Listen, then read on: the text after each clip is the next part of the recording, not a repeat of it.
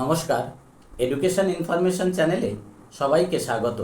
শিক্ষা সংক্রান্ত গুরুত্বপূর্ণ খবরাখবর পেতে অবশ্যই চ্যানেলটি সাবস্ক্রাইব করুন। সপ্তম পে কমিশন নিয়ে খুশির খবর। পশ্চিমবঙ্গের সরকারি কর্মী ও শিক্ষাকর্মীদের মধ্যে বেসিক বেতন ছাড়াতে পারে 2 লাখ টাকা। তাহলে কি খুশির খবর, দেখুন কি বলা হয়েছে আপডেটে। বিধানসভা নির্বাচনের আগে রাজ্যে বিজেপি ক্ষমতায় এলে কি করবেন রাজ্যবাসীকে সে সবটা জানিয়েছিলেন শুভেন্দু অধিকারী।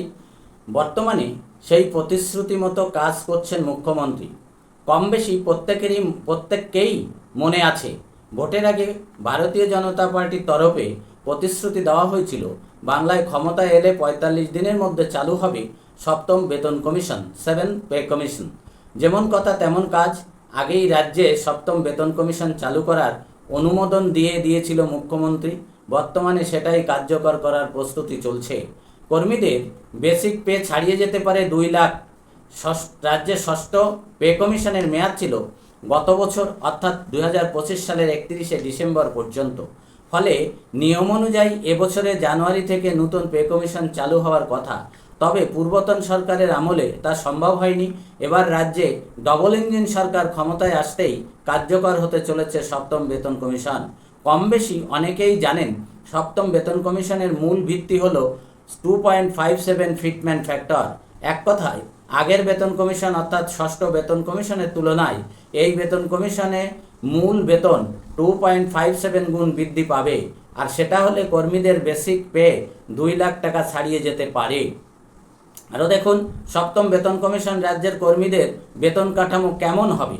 সপ্তম বেতন কমিশনে বিজেপি সরকারের আমলে রাজ্যে সপ্তম বেতন কমিশন কার্যকর হওয়ার পর যদি কোনো কর্মীর বেতন বা বেসিক পে 25,000 টাকা থেকে থাকে, তবে সেটা 2.57 গুণ বৃদ্ধি পেয়ে হবে 64,250 টাকা। আর যদি কেউ ষষ্ঠ বেতন কমিশনের আওতায় 14% ডিএ পেয়ে থাকেন, তবে সপ্তম বেতন কমিশনে কেন্দ্রীয় হারে তার ডিএ হবে 50% বা তার বেশি। বলে রাখা প্রয়োজন, রাজ্যে সপ্তম বেতন কমিশন কার্যকর হলে এই বেতন কমিশনের আওতায় মোট 18টি স্তর থাকবে।